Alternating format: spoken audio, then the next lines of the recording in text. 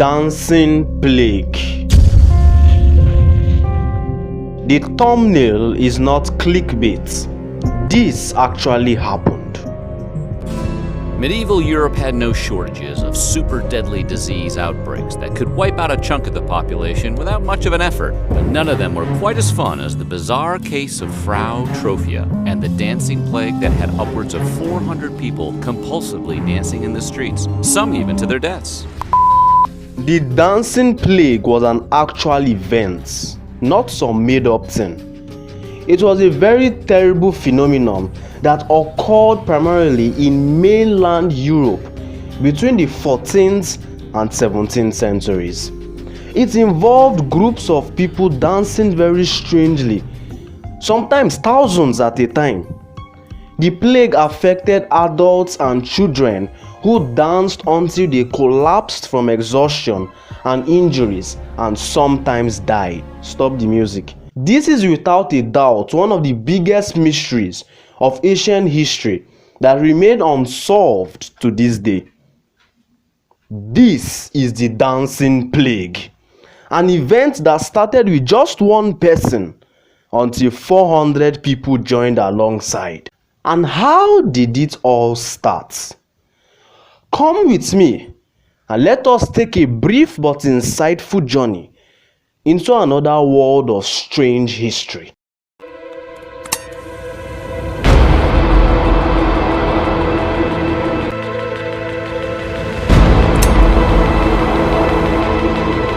It was 1518.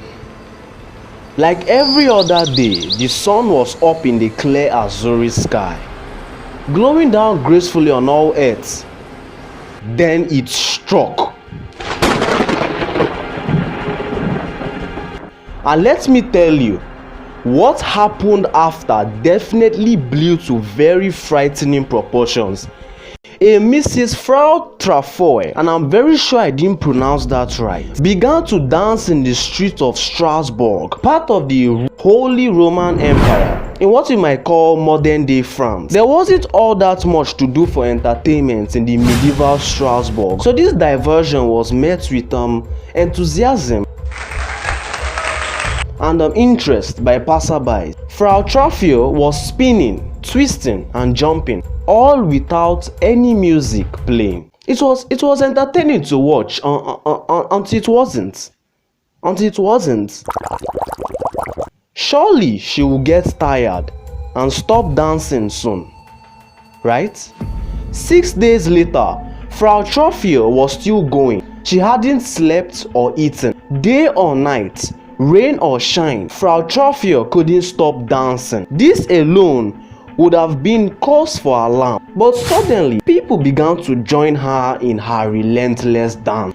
At first it was a crowd of 34, and by the end of the month it was 400.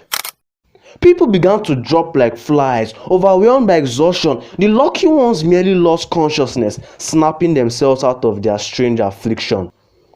The less fortunate ones died of heart attacks. And even upon that, when one dancer dropped dead of exhaustion, the others would continue to dance around the body, unable even to move away. Many cried out for help from onlookers as they danced. the city council was confused. People were dancing themselves to death. Everyone was confused and the plague was spreading. You know, they don't really teach about people dancing themselves to death and what should be done in college. But how to help these people? The city council were baffled by the incident and tried a number of cures. So different probable causes from the government officials and citizens began to pop out, and one probable cause from a particular person was quite shocking and brow-raising.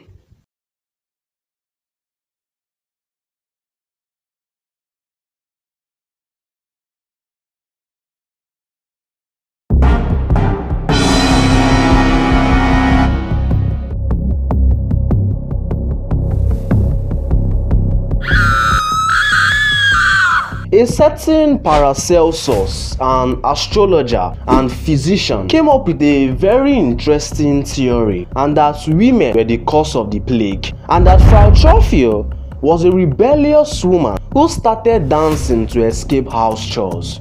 You know, that's what women do. In order to escape house chores, they dance to the point that their feet becomes bloody and they collapse and they keep on doing it for days. You know, that's what women do, according to him.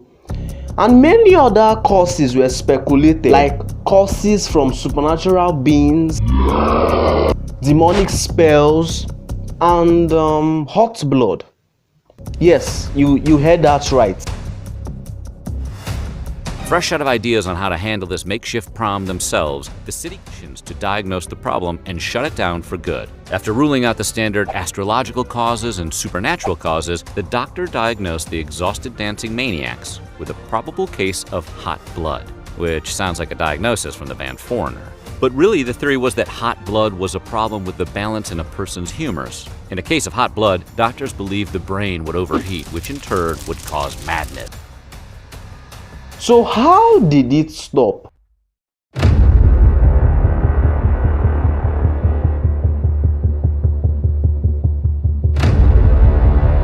Those who danced were ordered to go to the shrine of Saint Vitus, wore red shoes that were sprinkled with holy water and had painted crosses on the tops and soles. They also had to hold small crosses in their hands, and incense and Latin incantations were part of this ritual.